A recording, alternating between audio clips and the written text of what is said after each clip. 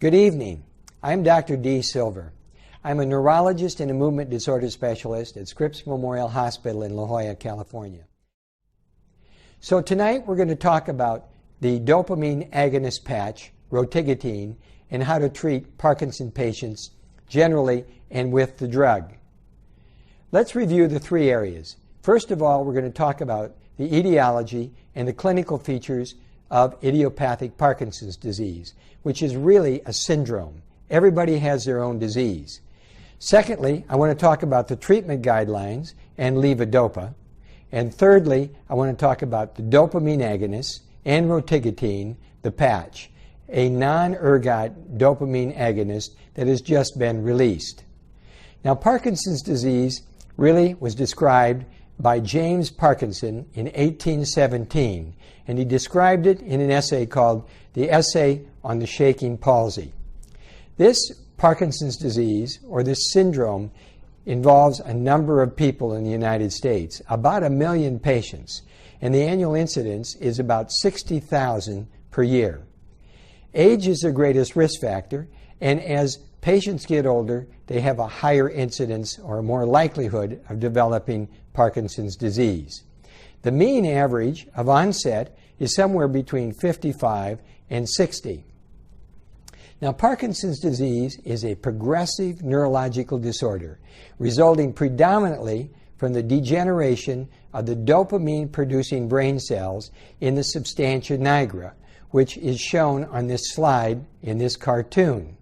Now, the substantia nigra is deeper in the brain, and there is a significant reduction in the number of dopamine-producing neurons as the patient gets a progressive Parkinson's disease. Those neurons go up from the substantia nigra to the striatum, as this slide shows. And what happens is there is a dysfunction or a loss of these neurons, and hence there is reduced dopamine that is present in the striatum and less effective neurotransmitter. Now, the potential mechanism of the neurodegeneration that occurs in any of the neurodegenerative diseases, Parkinson's or Alzheimer's, probably has what we call a double hit phenomenon, or there are two important factors. On the left-hand side of this screen, you can see environmental factors, and on the right, genetic factors. Now, environmental factors are thought in Parkinson's disease to be pesticides, herbicides, bacterial toxins, and of course, that MPTP drug that was synthesized, and people took it for a high or became addicted to it. This drug caused mitochondrial abnormalities, probably, or oxidative stress. And oftentimes, complex 1 in the mitochondria was reduced. The mitochondria is the respiratory center of the nerve, or the dopamine neuron, or in fact, all nerve cells. Now then there's the genetic factors, and we know genetics is more and more common now to be playing a role in Parkinson's disease. A number of years ago, there was only one gene, chromosome 4, alpha-synuclein, a protein that was abnormal. But now there are many significant loci that are present, probably about 15 or 16, and more are discovered all the time. Alpha-synuclein is a protein that we all have, but it's a protein that's related to the Lewy body, which is an abnormal collection of this alpha-synuclein that's sequestered in the dopamine neurons. And what happens is this alpha-synuclein becomes altered, either in conformation or it aggregates. It's not normally handled if it's abnormal because of some abnormality in the ubiquitin proteasome system, which is like a garbage disposal. The abnormal proteins start at the top. They're put through this garbage disposal called the ubiquitin proteasome system, and normally there would be normal amino acids that would come out at the bottom. But something happens to that system, or the proteins aggregate, and they cause a toxicity to the cell itself. And the cell becomes dysfunctional and probably dies and brings about neuronal cell death and hence Parkinson's disease. Now, Parkinson's disease has a number of manifestations, but there's really a trio of clinical symptoms: resting tremor, rigidity, akinesia or slowness or bradykinesia. And those have significant asymmetrical clinical features. And later on, the patient gets postural instability. But there are other manifestations that are common: cognition abnormalities or dementia, mood changes, behavioral changes, anxiety, depression, olfactory disturbance. Oftentimes, loss of smell can occur early. Sleep disturbances, excessive daytime sleepiness, constipation, skin changes called seborrhea dermatitis, pain, numbness, and autonomic dysfunction such as impotence or difficulty with orthostatic hypotension. Now, the differential of diagnosis of Parkinson's is quite extensive. Remember, it's a syndrome. Everybody has their own disease. But essential tremor is in the differential, and we've done one MDTV program on that. Also, atypical Parkinson's syndromes, such as progressive supranuclear palsy, multisystem atrophy, and cortical basal ganglia degeneration. Those occur, and those are in the differential. The hallmark of those is there's other abnormalities. They're usually not as asymmetrical, don't have the resting tremor, and most importantly is they oftentimes have trouble with gait and falling early on. Other misdiagnoses are things like Lewy body disease, Alzheimer's, drug-induced Parkinson's. This slide shows the natural progression in Parkinson's disease with no treatment. On the left-hand side is the preclinical aspects that show the dopamine agonists in the yellow line and the motor symptoms in the broken blue line on the bottom. On the right-hand side is the symptomatic aspects of the progression of the Parkinson's disease.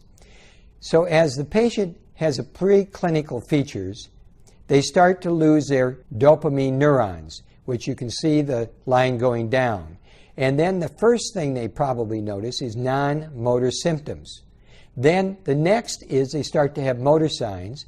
As they lose more neurons, meaning less dopamine as a neurotransmitter, they start to have motor symptoms that we monitor by a scale system called the UPDRS scale system 2 and 3. Then the patient is diagnosed, becomes more symptomatic. Now, the early Parkinson's disease therapeutic management guidelines were really started in 1994 when Dr. Kohler, Lieberman, and myself did an algorithm. And what we did at that time, we said Parkinson's disease, as far as treatment, should be divided into two important aspects: pharmacological therapy, which is on the left, and non-pharmacological therapy. Non-pharmacological is education, support systems, exercise, which is important, and good nutrition. But the pharmacological therapy should be started when there is a consideration of improvement with difficulty with activities of daily living or functional impairment. We don't have a neuroprotector, but oftentimes we start MAO type B inhibitors like selegiline, razodine, or zitoselegiline, or Azilect. Then, when the patient is more impaired, I like to start with a dopamine agonist because it delays the onset of motor complications. Then, when there's more impairment, more improvement is needed, we use levodopa, and for me, I usually use the 3-in-1 pill, Stalevo, which has levodopa, carbidopa, and entacapone. Now, levodopa therapy is the most effective drug we have. It reduced morbidity and mortality, but it has limitations, and that is non-motor symptoms do not respond well to levodopa. But the biggest limitation is that there's treatment-associated motor complications with levodopa, and they are of two types. Motor complications are: one, motor fluctuations being wearing off, endosphalia, or dyskinesias. Now, this slide shows conventional oral delivery picture. The vertical line is plasma concentration, or you can think of therapeutic benefit. The horizontal line is when the oral dose is given. And the sinusoidal up and down wave is where the patient gets the drug and they get an improvement. The bluish gray area is therapeutic window when they're doing the best. The down below that is when they're off. Above is when they're having significant dyskinesia. So we have the coming and going of a therapeutic process with on-off time that occurs and with dyskinesias. Now this next slide, a slide many people have seen, that shows early, moderate, and advanced disease from left to right. We can see that therapeutic green window narrows in the progression of the disease. And there's more off time, which is the yellow part in the bottom of the slide, and dyskinesias, which is the red in that peak. Pharmacological approaches to reducing or delayed motor complications have been important. What we have done is we've modified L-Dopa pharmacokinetics so we can have a slow-release formulation, and that is like Cinemet CR. That gives an unpredictable absorption in some cases. We can also use infusion therapy with L-Dopa, but it's very inconvenient.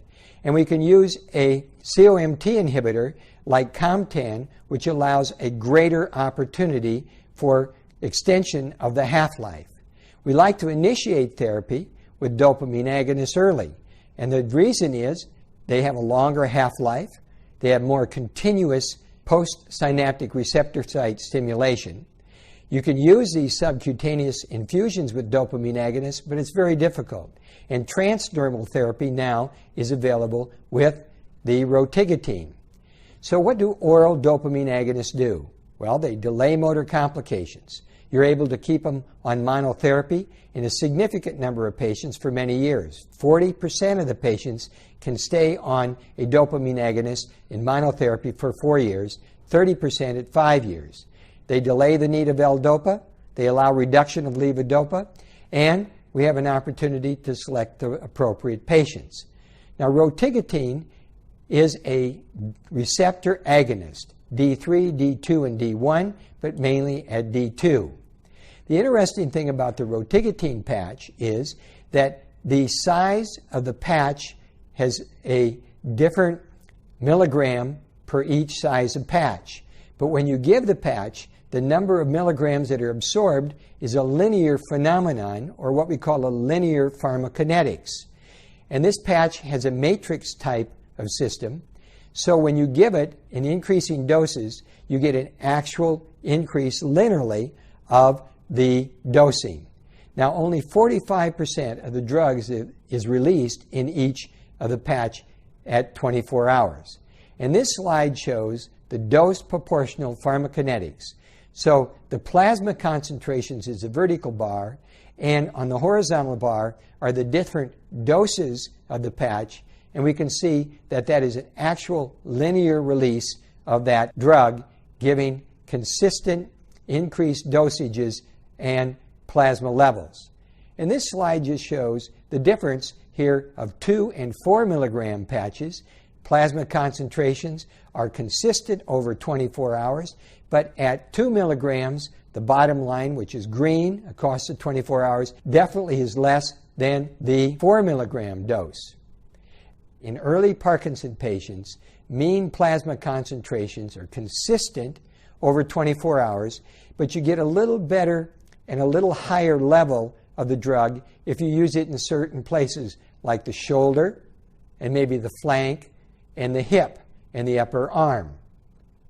Now, Rotigotine, this patch, which is a dopamine agonist, a non-ergot, had 3 clinical trials that it used to monitor and develop efficacy of the drug. And when those trials were used and measured efficacy, we used the UPDRS 2 and 3 scoring system. These were the clinical points. Clinical trials give you efficacy. They also give you tolerability and safety. So the UPDRS 2 score is something the doctor asks the patient about their symptoms, and you check speech, swallowing, handwriting, and other important aspects.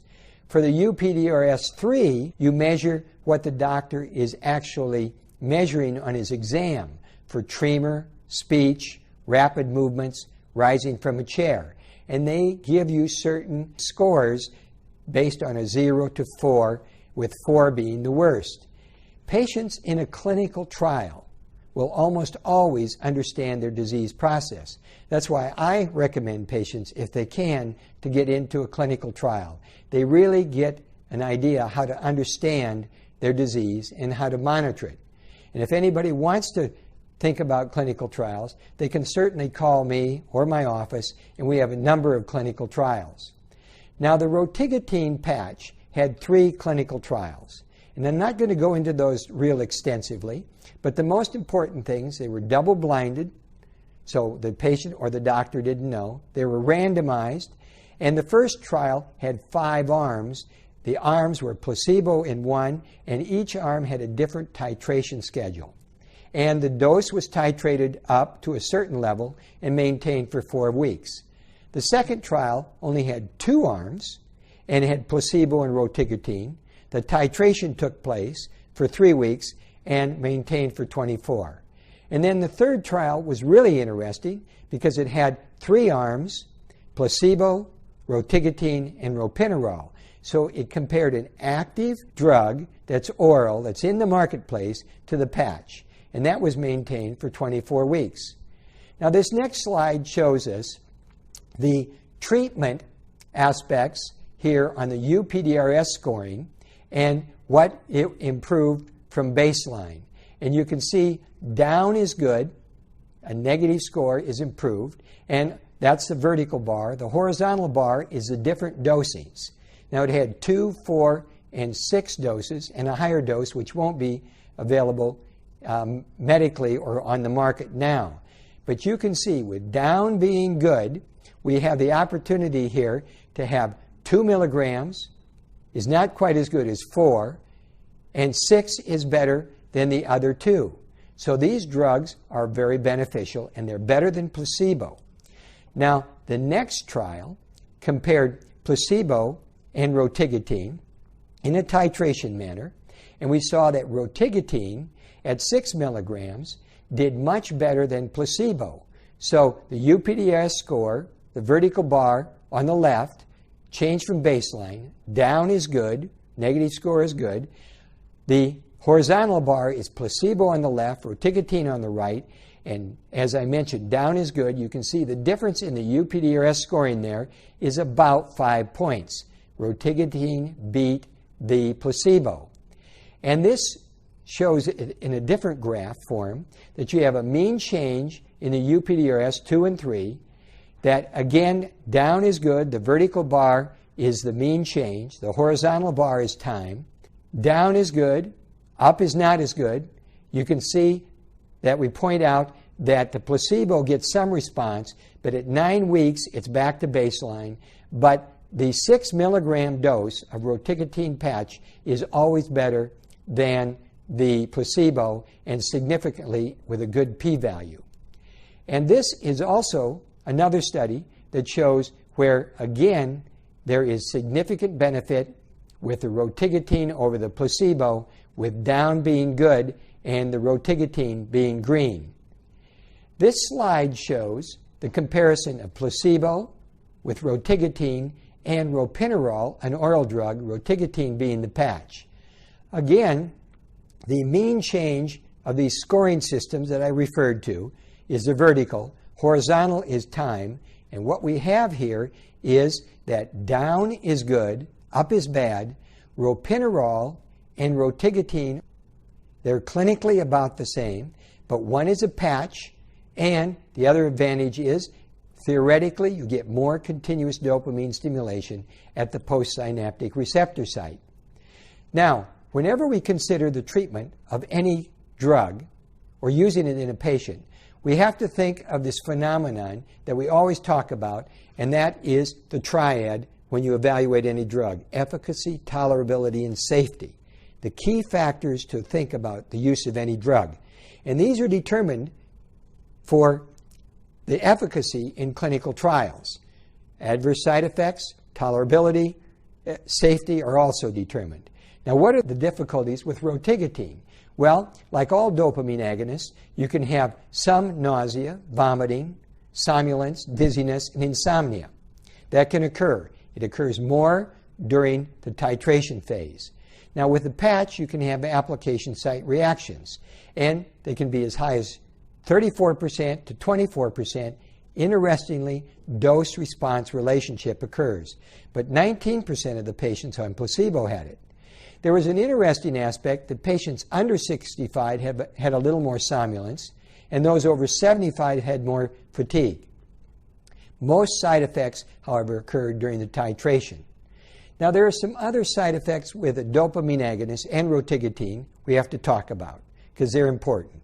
Abnormal dreaming, vivid dreams, hallucinations can occur, especially people who have cognitive impairment. You have to be very careful or not use the dopamine agonist. Orthostatic hypotension, extremity edema can occur. But now is the impulsive, compulsive behavior changes that may occur, and may occur with all dopamine agonists, may occur with Sinemet, and may be part actually of Parkinson's disease.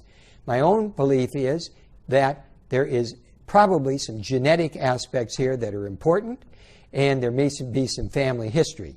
Gambling, pornography, compulsive buying, computer use, punding, excessive behavior that's motor repetition are things we've got to think about. So now what are the summaries and the conclusions here that we've really talked about? We've gone over this quite quickly, but I want you to know that you can look at this again on streaming video. But the summary important aspects are rotigotine is effective. 3 clinical trials show that it's better than placebo. It's well tolerated. The adverse side effect profile is there, but you can reduce it by probably picking the right patients, tailoring, individualizing the treatment, and it's very beneficial and been shown to be beneficial for 6 months. The transdermal patch gives stable, continuous delivery. It minimizes the fluctuations, as I showed you in that slide, that had up and down aspects of the plasma levels. So we know that it's released for early treatment of Parkinson's disease, early Parkinson patients. There's also some trials, but this is off-label, in its use of advanced Parkinson's, and I'm not going to go into that too much, but it did reduce off time. You could reduce the levodopa dose, and there were some side effects. Now, this patch is interesting in that it comes what we call a matrix type of system. The matrix is in the middle, as you can see by this slide. There is a backing film, and there's a protective layer. And you put this on over 24 hours, and there's good absorption. You need to keep it on. This is a picture or a diagram where you can put it. Shoulders, upper arm, around the thighs, and in some areas like the back. This drug is easy to use, the patch, and some patients like to use the patch. There is this theoretical benefit that continuous dopamine stimulation may have some significant improvement. So overall in our summary, this is a patch, a dopamine agonist, a non-ergot that has some of the adverse side effects that the other oral dopamine agonists do, like ropinirole or pramipexole, but we're hoping that it has some advantages, and for some people who have trouble taking drugs orally, this may be an advantage. It improves patients' functional ability, it improves activities of daily living, improves the scoring, it's safe, and it's once-a-day patch. So tonight, we've talked about 3 important things in our consideration of treating Parkinson's with a dopamine agonist, which is the patch, which is a new form, and that's called rotigotine, called Nupro is the trade name. We've talked about the etiology. We've emphasized the etiology as far as environmental and as far as genetic. We've talked about this trio of tremor, rigidity, and akinesia with asymmetry. We talked about the treatment guidelines. I'm a big MAO type B inhibitor first when the symptoms are mild. I then go to a dopamine agonist if there is no contraindication in the patient selection, and then I go to L-Dopa, usually the 3-in-1 pill. We've talked about the dopamine agonist rotigotine, continuous therapy, a patch that's a non-ergot that may give us a chance with a different type of use of a drug that may give us some theoretical considerations. It's been a fairly rapid review here of the treatment and going over Parkinson's disease, but I want to tell you, the more you know about your disease, the better you're going to do. You have to be your advocate. Thanks for joining us tonight for another MD-TV presentation. Learn all you can about your medical problems. Be well and safe. I am Dr. Silver, and good night, and thank you again. This series of programs has been funded by the generosity of the Bell Foundation in honor of Glenn W. Bell, Jr., founder of Taco Bell, and by Elaine and David Darwin.